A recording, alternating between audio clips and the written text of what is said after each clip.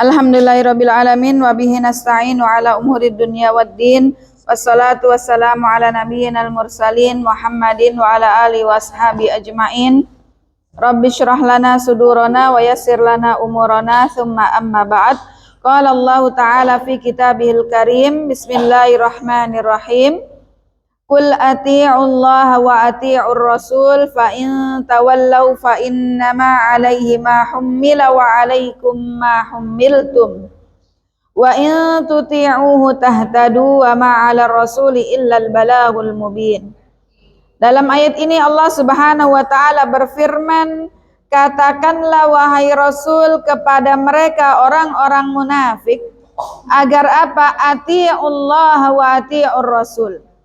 Taatilah Allah dan juga taatilah Rasulnya. Mentaati ini baik dari segi zahir maupun batin. Fa'in tawallau, apabila kalian berpaling dari apa yang telah diperintahkan kepada kalian, yakni taat kepada Allah dan Rasulnya, fa'alaihi fa'in tawallau fa'innama 'alaihi ma hummila wa 'alaikum ma hummiltum.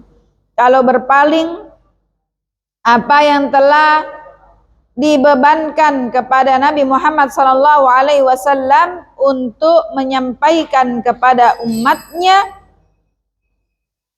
wa 'alaikum antum ma kallaftum bihi minat ta'ah wal 'amalu bima jaa'a bihi. Maka apa yang telah disampaikan oleh Allah melalui Rasulnya, agar perintah kepada Allah dan Rasulnya, maka kita adalah berkewajiban untuk mentaatinya dan mengerjakan apa yang telah diperintahkan. Wa in tuti'uhu tahtadu, kalau kalian taat kepada Rasul, yakni dengan melakukan apa yang telah diperintahkan untuk dikerjakan. Wabil kaffi amma nahakum anhu, dan meninggalkan apa yang dilarang, maka engkau adalah orang yang mendapatkan petunjuk hidayah kepada jalan yang hak. Wa ma 'alar rasuli illal balahul mubin. Halas, do'ati adik.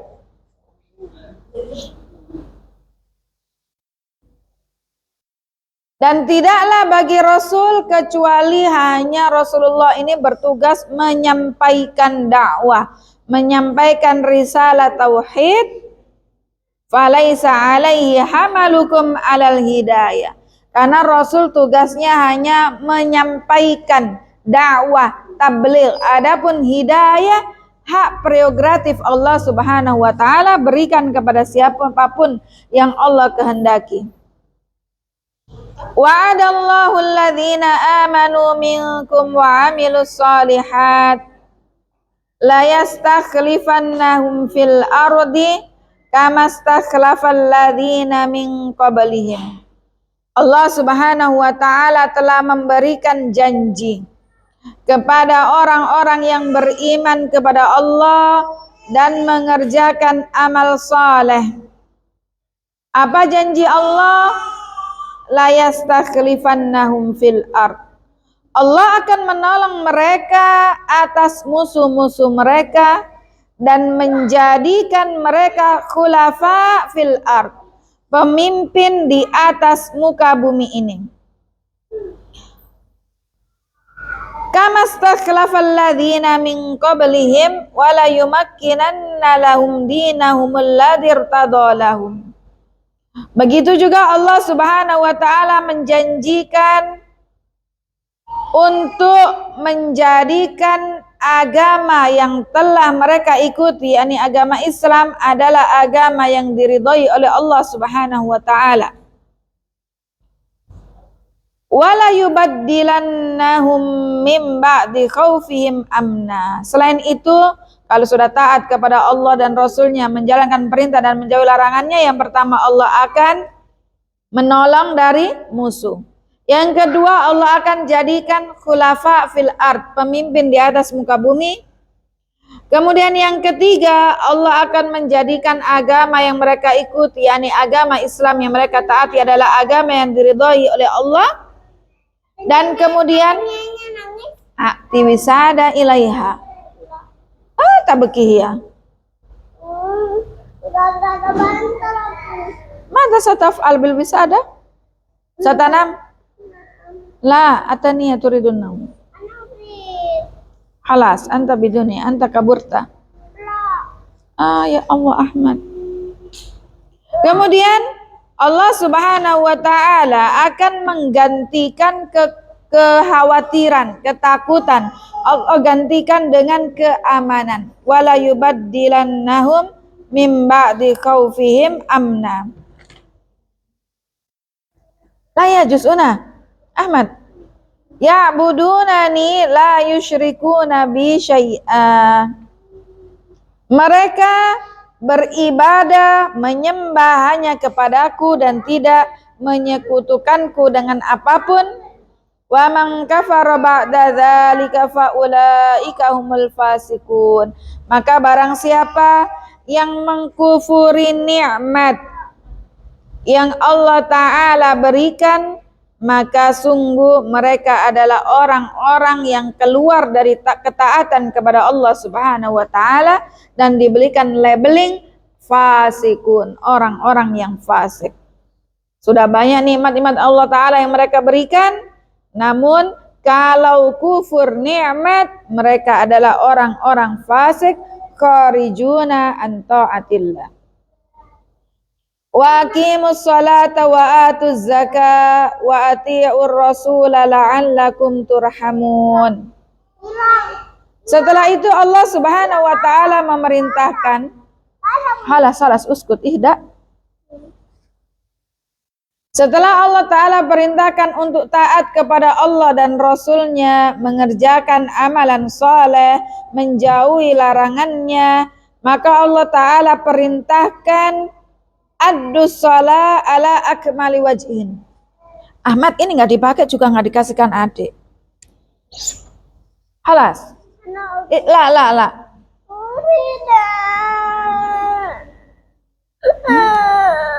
Mada sataf'al bihadil wisada? Udah tidur aku. Tidur sudah di sini.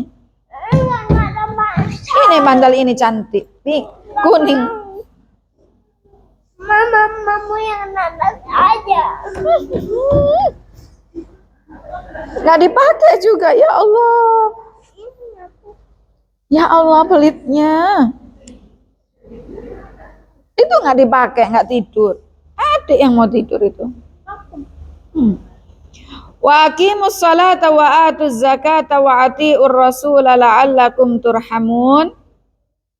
Allah Ta'ala perintahkan untuk menjalankan, melaksanakan sholat ala akmali wajhin, dengan sempurna. Kemudian wa aqimus sholata wa atuz zakat, yakni mengeluarkan zakat dari harta. Itu kan nggak dipakai itu. Dia pakai apa itu? Kemudian agar untuk mengeluarkan zakat hartanya. Wa atuz zakat wa ati'ur rasula la'allakum turhamun, dan taatilah Rasulullah, taat Rasul dengan menjalankan perintahnya dan menjauhi larangannya.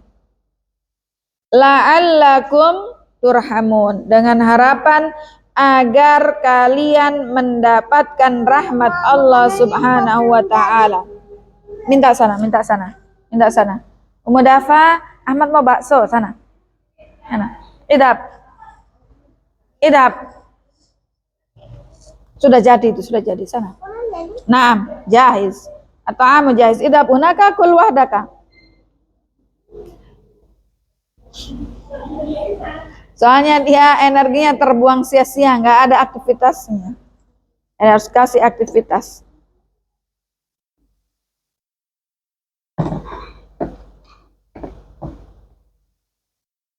La tahsabanna alladhina kafaru mu'jizina fil ard. wa ma'wahumun nar wa labi'sal masir. Allah Ta'ala berfirman, la tadhunnanna ayyuhar rasul alladzina kafaru billah yafutunani idza aradta an unzila bihimul azab wa ma'wahum yaumal qiyamati jahannam. Wahai Rasul, janganlah engkau menduga atau mengira bahwasannya orang-orang yang kafir kepada Allah mereka tidak akan mendapatkan azab dariku.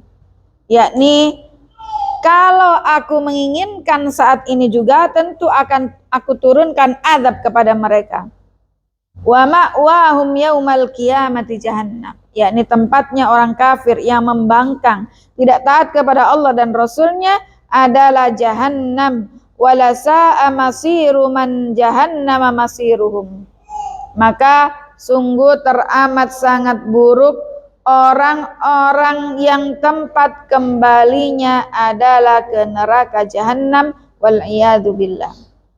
Ini maksud dari wala bi'sal masir. Naam, ijlis unaka wa kul hunaka half. Biar di belakang yang mudah. Ijlis una. Tahat, la yumkin huna, la yumkin. Astagfirullah. Duduk. Duduk.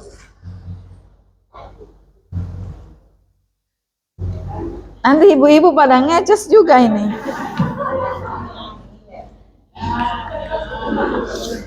Tayyib. Ya ayyuhalladzina amanu liyasta'dzinkumul ladzina malakat aymanukum walladzina lam yablughul huluma minkum thalatha marrat. Walama dzakarallahu min qablu ahkama istidzanil ahrar al-balihin. Pada pertemuan sebelumnya, pada ayat sebelumnya Allah Ta'ala telah menyebutkan bahwasannya bagi orang yang merdeka, yang baligh, mukallaf, berakal sehat, manakala ingin masuk ke rumah atau ke kamar seseorang, maka harus meminta izin dulu dengan berulur salam. Pada ayat sebelumnya telah dijelaskan. Dzakarahuna ahkama istidzanal abidi wal ahrar ghairal balihin wal atfal idza balahu. Kemudian pada ayat ini Allah Ta'ala sebutkan seputar hukum-hukum bagaimana meminta izin untuk masuk ke kamar bagi seorang budak ingin masuk ke kamar tuannya dalam rangka khidmah, pembantu, ataupun al-ahrar ghairu balin, orang yang merdeka bukan budak. Bu Fikri. Oh, iya. Ya, syukran, barakallahu fiik. Waalaikumsalam warahmatullahi. Maka kemudian Allah Ta'ala sebutkan dalam ayat ini bagaimana hukum-hukum, aturan-aturan seputar mau masuk ke kamar tuannya atau orang merdeka yang belum baligh, anak-anak mau masuk ke kamar orang tuanya, hukum-hukumnya bagaimana? Wal atfalu idza balahu, dan anak-anak kecil yang sudah sampai baligh. Faqala, maka Allah berfirman, ya ayyuhalladzina amanu liyasta'dzinkumul ladzina malakat aymanukum walladzina lam yablughul huluma minkum thalatha marrat. Wahai orang-orang yang beriman kepada Allah dan yang beramal saleh, melakukan apa yang telah disyariatkan, liyatluba minkum al-idhn abidukum wa imaukum wal atfalul ahrarul ladzina lam yablughu sinnal ihtilami fi salasi awqat. Agar supaya abid, hamba sahayamu, Panas. aduh, intermezzo. Panas. Ahlan. Allahu Akbar, kerasnya ini juga.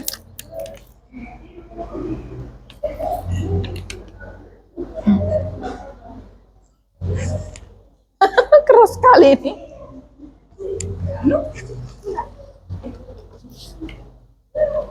Keras warung. Sudah dibuka Nenek Aji. Oh, Bismillah. Alhamdulillah, syukran Mama Helwa. Loh, kirain tadi kepedesan. Bangga kepedesan. Cuma panas. Agar mereka meminta izin, yakni dari kalangan budak, hamba sahaya, ataupun orang yang belum baligh tapi bukan budak, anak-anak. Begitu pula anak-anak yang sudah sampai usia baligh. Maka perintahnya adalah untuk meminta izin manakala ingin masuk ke rumah ataupun ke kamar orang tua ataupun tuannya pada 3 tempat, 3 waktu. Yang pertama adalah min qabli sholatil fajr. Waktu yang pertama adalah sebelum sholat subuh. Sebelum sholat subuh ini orang tuanya atau tuannya dari hamba saya lagi ngapain? Kalau sebelum fajar lagi ngapain umumnya orang? Tidur, ya kan? Tidur ataupun tidur plus. Ya kan? Pada waktu itu, yakni waktu ibdal siyabin naum bisiyabil yaqdah.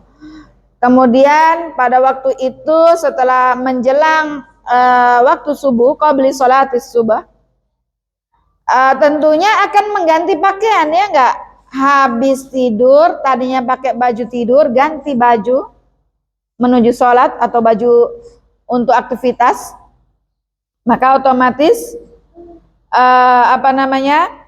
barangkali kalau tidak meminta izin bisa jadi sedang ganti pakaian, ya kan? Atau bisa jadi sedang tidak dalam menutup aurat yang seharusnya tertutup, yang tidak boleh terlihat oleh anaknya ataupun budaknya. Kemudian yang kedua, wa fi waqti dhahira hina takhla'una thiyabakum lil qailula. Waktu yang kedua adalah waktu az-dhahira, ya, mau zuhur, ya. Waktu di manakala orang-orang sedang melepas pakaiannya, ya, untuk mereka kemudian istirahat tidur qailula. Apa tidur qailula? Tidur sebentar sebelum zuhur. Sekitar jam 11, 11:15, sekitaran itu atau setengah 12. Itu tidak boleh nyelonong keluar masuk kamar orang tua atau tuannya di waktu itu. Karena bisa jadi lagi tidur pakai baju yang minim untuk tidur dan seterusnya. Kemudian waktu yang ketiga adalah wa ba'da sholatil isya, setelah sholat isya. Yang mana kalau setelah sholat isya berarti kan sudah malam, ya. Itu adalah waktu tidur dan waktu melepas pakaian hari-hari, menggantinya dengan pakaian tidur. Nah, 3 tempat inilah yang disebut dengan salasu auratil lakum, 3 aurat bagimu. Karena 3 tempat ini umumnya kita sedang buka aurat, ya. Waktu tidur malam menjelang masuk subuh, waktu sebelum sholat duhur karena kita sedang qailulah, mungkin gerah panas sekali pakai pakaian yang you can see atau dan seterusnya, Kemudian yang ketiga adalah setelah sholat isya, yakni sudah waktunya tidur malam. Dan di waktu-waktu itu juga, selain itu juga kan waktunya istirahat ayah dan ibunya. La yadkhuluna fiha alaikum illa ba'da idznin minkum. 3 waktu itu tidak boleh nyelonong keluar masuk ke kamar orang tuanya atau tuannya atau bosnya tanpa izin. Yang mana laisa alaikum wala alaihim junahum ba'dahun.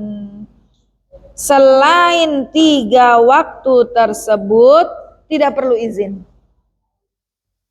Misalnya Ahmad ketika sudah balik atau sudah ini masih kecil, ataupun saya punya pembantu ya perempuan misalnya. Tapi ini dalam kajian Quran ini adalah budak. Adalah tidak boleh nyelonong keluar masuk di 3 waktu tersebut. Adapun selain waktu itu tidak mengapa. Karena umumnya kita sedang dalam kondisi kalaupun pakai home dress juga home dressnya kan yang sopan.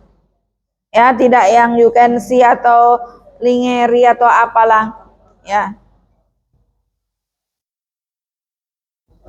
Hum katsirut tatawuf. Kenapa disebutkan 3 tadi ya? Hamba sahaya, anak atau orang merdeka yang belum balik, keponakan kita kayak tinggal di rumah kita, anak tinggal kah, atau seterusnya, dan anak kecil yang sudah masuk balik. 3 orang ini, kenapa berlaku untuk 3 orang ini? Karena mereka itu banyak bolak-balik mondar-mandir dalam rumah kita, ya kan? Kalau saat ini ya sudah nggak ada hamba sahaya, kita punya pembantu misalnya. Pembantu kadang keluar masuk kamar kita mau beresin kamar atau mau naruh lipetan baju yang udah disetrika dan seterusnya. Ba'dukum yatufu ala ba'd fayata'adzaru man uhum minad dukhuli fi kulli waqtin illa bisti'dan. Maka kalau orang-orang yang saling keluar masuk di rumah kita ini tiap kali mau masuk harus izin, itu kan repot. Maka izinnya itu hanya diwajibkan, diharuskan di 3 waktu tadi saja. Karena itu adalah salasu aurat, 3 aurat. Sebagaimana Allah Ta'ala telah berikan, bagaimana jelaskan mengenai hukum-hukum isti'dzan, hukum minta izin untuk masuk ke rumah atau ke kamar orang lain pada ayat-ayat sebelumnya. Tujuannya adalah untuk kemaslahatan. Allah Ta'ala Maha mengetahui kemaslahatan hambanya. Allah Ta'ala hakimun, maha bijak atas semua apa yang disyariatkan kepada hambanya. Faedah dari ayat ini adalah yang pertama, ittiba'ur Rasul sallallahu alaihi wasallam alamatul ihtida. Bagaimana mengetahui kalau seseorang itu dia mendapatkan hidayah dari Allah Ta'ala?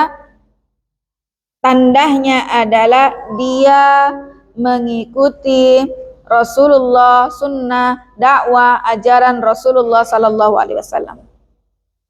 Ini untuk mengevaluasi diri, apakah saya ini orang yang mendapat hidayah atau tidak. Yakni ittiba'ur Rasul, ittiba' mengikuti ajaran Rasulullah, ini adalah tanda bahwa seseorang mendapatkan hidayah dari Allah Ta'ala. Kemudian yang kedua, ala da'iyati badlul juhdi fid da'wa wan nata'ij biyadillah. Terkait dengan masalah dakwah, sebenarnya dakwah itu bukanlah tugas atau kewajiban seorang dai saja, seorang ustadz-ustadzah saja.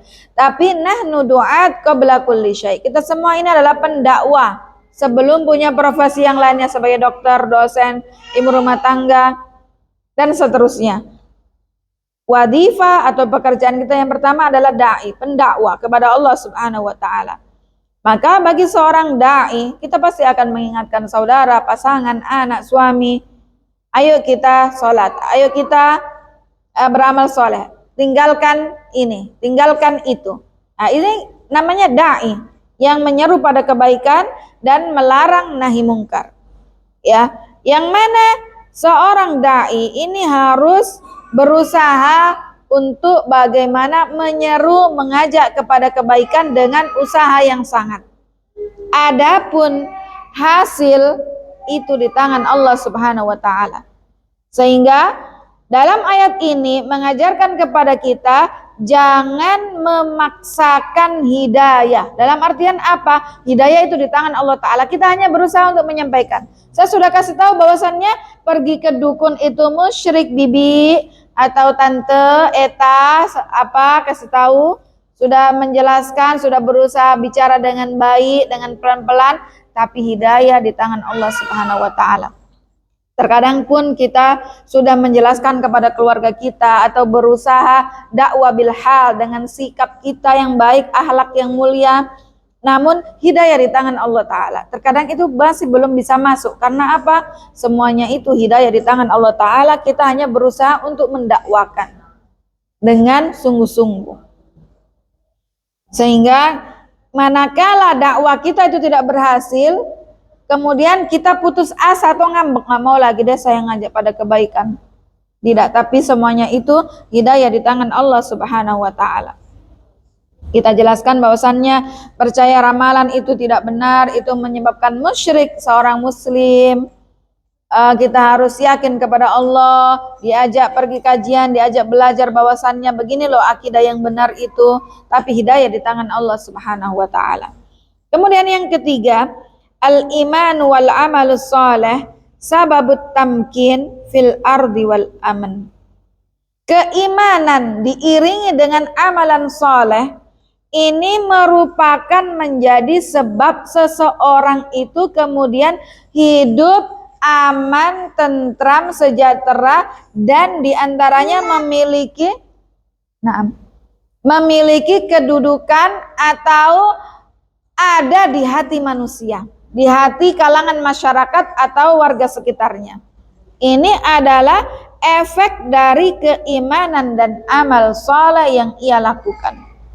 Maka manakala orang ngerasa dirinya itu nggak tenang, hatinya nggak tentram, hidupnya kok merasa susah, berat.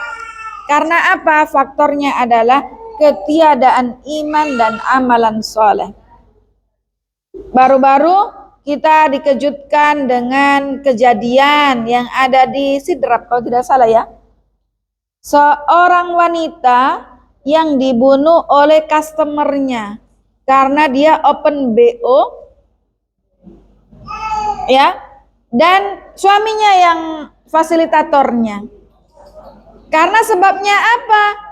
Kehidupannya menghimpit, suaminya nggak kerja, akhirnya istrinya ini sudah mati, ini dibunuh oleh kliennya. Karena kliennya minta nambah untuk diservis, dia menolak karena belum dibayar. Di depan kamarnya itu ada suaminya berjaga. Tapi ketika buka pintu sudah mendapati istrinya mati. Na'udzubillah min dzalik. Apa sebabnya orang menjadi hidupnya nggak tenang, nggak ada keimanan dalam dirinya dan tidak diiringi dengan amalan soleh. Saya ngerasa ketika suaminya pengangguran, nggak ada pemasukan. Siapa? Adik, tak bikin. Yang mana? Dia bingung, kemudian mencari jalan pintas dengan menjual diri, open BO, dan suaminya yang fasilitatornya. Sehingga pas sudah meninggal, ya pembunuhnya juga ditahan, suaminya otomatis tidak tahu akan menjadi terdakwa juga atau hanya sebagai saksi, dengan mengatakan bahwasannya istrinya yang mengancam kalau tidak diizinkan nanti akan minta cerai dan seterusnya. Tapi bisa jadi juga jangan sampai biar tidak ditahan toh, karena mucikari jatuhnya. Dan menyewa kayak semacam hotel atau losmen gitu 250 per malam. Dia tinggal di situ karena Punya gigi tahi. karena merasa itu tempat strategis untuk bisa mendapatkan klien, pelanggan. Jadi nggak tinggal di rumah, tiap hari bayar 250.000 tempat tinggalnya, nginap. Ya, naudzubillah min dzalik. Jadi sedang menjalankan maksiat untuk mencari penghidupan, ya, Naudzubillah min dzalik. Semoga kita dijauhkan semua dari kurangnya iman atau ketiadaan iman. Naudzubillah min dzalik. Jadi dalam ayat ini benar adanya bahwasannya keimanan diiringi dengan amal soleh itu adalah sebab yang menjadikan seseorang itu tenang, nggak memiliki ketakutan, kekhawatiran, worry dalam hidup ini, dan juga Allah Ta'ala akan berikan kedudukan, baik berupa misalnya jadi orang yang disegani di kampungnya, orang yang memiliki ilmu, memiliki jabatan, ataupun memiliki wilayah atau kekuasaan. Kemudian yang terakhir adalah ta'dibul abidi wal atfal ala isti'dan fi awqat duhuri auratin nisa.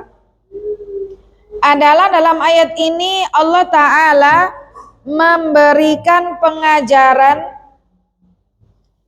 adab bagi seorang budak dan juga anak-anak agar untuk meminta izin masuk pada 3 waktu di mana tuannya atau orang tuanya sedang auratnya nampak. Jadi 3 waktu tersebut harus untuk meminta izin apabila mau masuk ke kamar tuan ataupun orang tuanya. Demikian tafsir dari surat An-Nur ayat 54 sampai dengan 58. Wallahu ta'ala a'lam wa ahkam. Wassalamualaikum warahmatullahi wabarakatuh. Terima kasih. Kita masuk pada kajian akidah. Bismillah, alhamdulillah, wassalatu wassalamu ala rasulillah. Rabbi syrah lana sudurana wa yassir lana umurana, summa amma ba'd. Halaman 105, ya. Oh, afwan, 100, bukan. Halaman 103. Aldi, sudah?